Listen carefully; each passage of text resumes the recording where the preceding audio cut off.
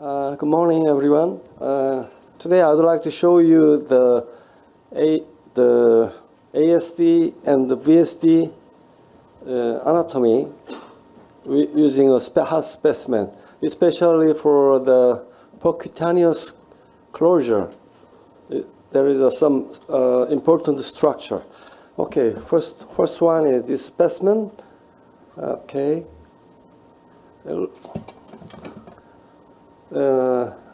This is right atrial appendage. As you can see, the broad base, and this one is left atrial appendage, narrow base.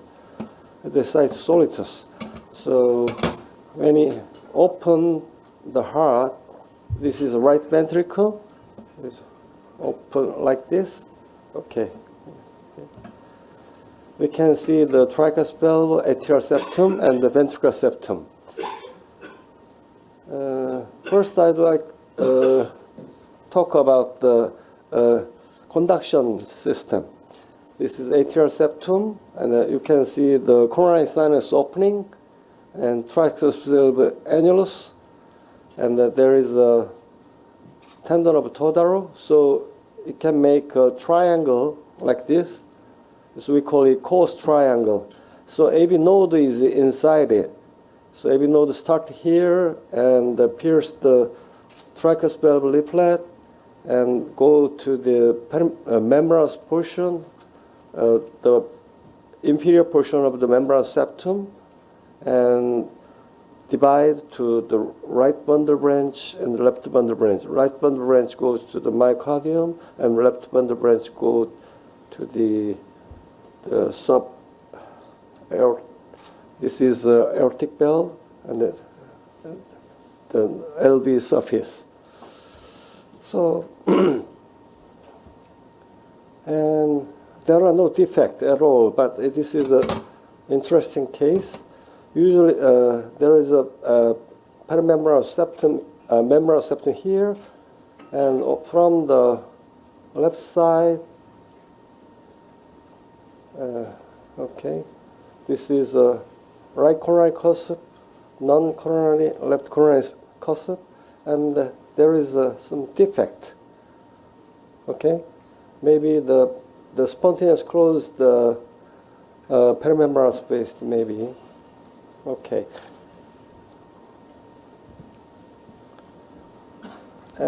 This one is very small heart. You can see the RA appendage.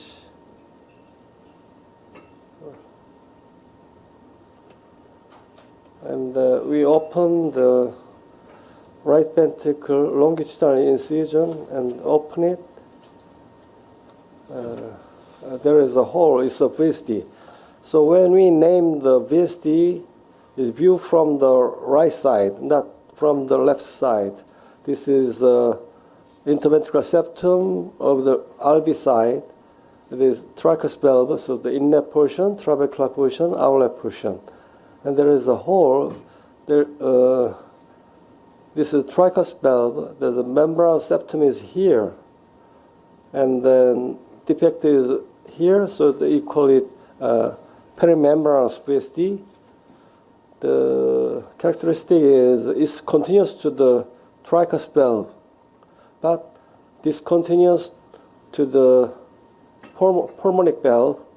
There is a muscle bar. And okay, so the conduction tissue goes inferior portion of the membranous septum and divide right bundle branch and the left bundle branch. Left bundle branch goes down like here. So in closing perimembranous VSD, okay, first I show you the device. Yeah, this is a VSD device.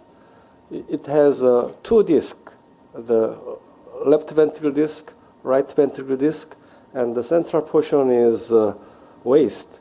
The diameter is a variable. It matched to the VSD size.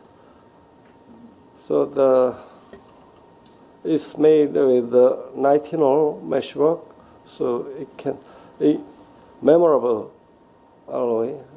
Open. So she's cross. Okay, and device come out left LV side and pull the sheath. Then the RV side disc is open. So in that, okay. So the right ventricle disc may touch the his bundle here. So the length of the waist is not too short to prevent the squeezing effect. But sometimes there is some inflammatory reaction and the fibrotic change, then AB block may occur lately. So we should know about that. And the one issue is the AB block, and the second issue is it's very close to the aortic valve cusp. It should not touch the aortic valve cusp. Usually, in most cases, it's okay. The rim length is 2 or 3 millimeter only, so it's good. So initially, I closed the perimembranous space with not VSD device, but the PDA device. PDA device has only one disc, left ventricle disc, so we don't have to worry about the squeezing his bundle. Okay, I will show you a PDA device here. Seong-Ho, can I interrupt you here for a minute? Oh, yeah. The thing is that all of us are very familiar with the problems of complete heart block. But more recently, there have been reports of left bundle branch block with perimembranous VSD closure. Yeah, I have so can you just show us how this device will be related to the left bundle? Okay. So, as I told before, his bundle goes here, but the left bundle branch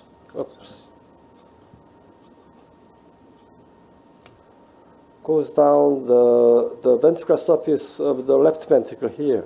So if we, after open the LV disc and if we pull too tightly, then it can compress the left bundle branch. So not too tight. It's important.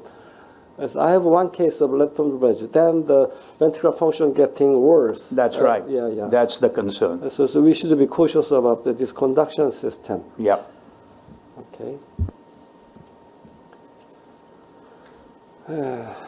It's a small heart, and open the right ventricle longitudinally. Okay. This is a tricuspid valve, but defect is a little bit away from this tricuspid valve, but very close to the. Oh, it's too small. The pulmonic valve. Oh, there is some muscle. So it's between. So we can call it the muscular outlet VSD. It's discontinuous to the pulmonic valve and also discontinuous to the tricuspid valve, so the muscular outlet VSD.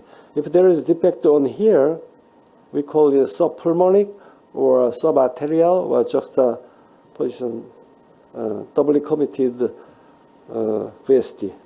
Okay, this is VSD. Morphologically, do you think that when people talk about closing subarterial VSDs with devices, do you think morphologically is it ever possible, because there would be no rim towards the semilunar valves?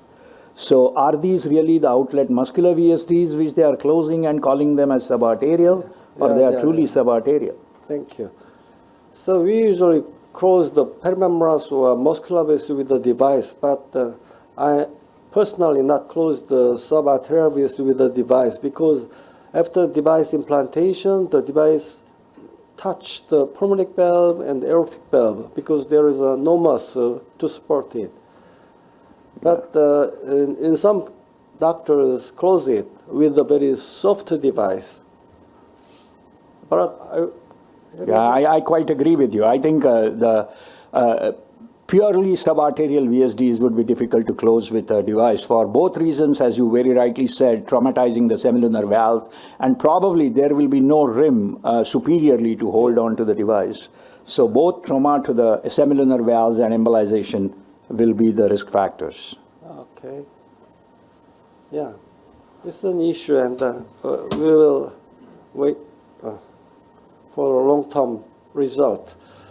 It's a big heart. So as you can see, the right atrial appendage, and you see, where is it? Yeah, this left atrial appendage, cytosoltus, and we open like this.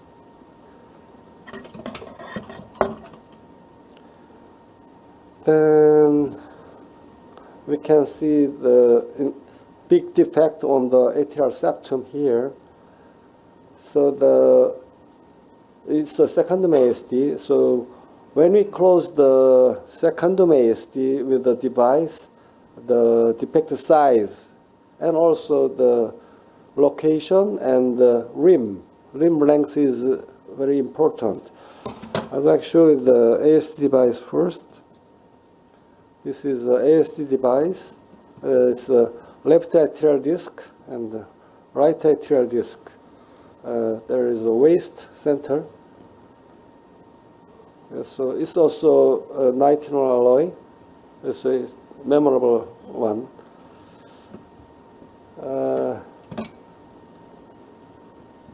So we call there is SBC and IVC. So we call it SBC rim and anterior rim, or aortic rim, or retroaortic rim. This is a posterior rim and the IVC rim. And we call it mitral rim, or sometimes atrioventricular rim, because on the left side, this rim is very close to the mitral valve, so mitral rim. So the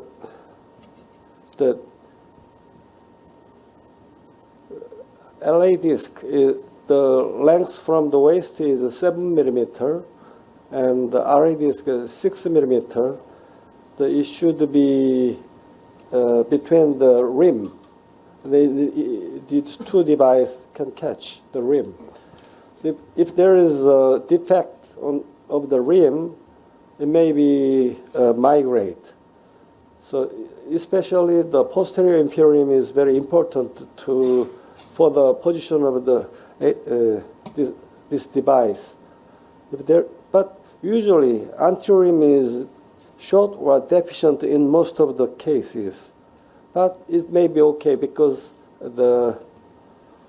we can see it from the superior. Yeah, I hold the atrial septum, and just in front of that there is an aorta. So the device open, then like this. The device can be splayed over the aorta anteriorly. So it may be okay. The anterior rim deficiency may be okay, but it may be associated with some erosion, but it may be okay. But if there is a posterior rim deficiency, it may be prolapsed and embolized. So this is an ASD device like this.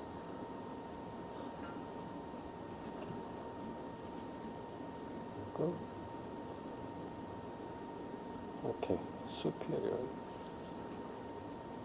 So cross the defect with the sheath and open the LA disc first. Okay.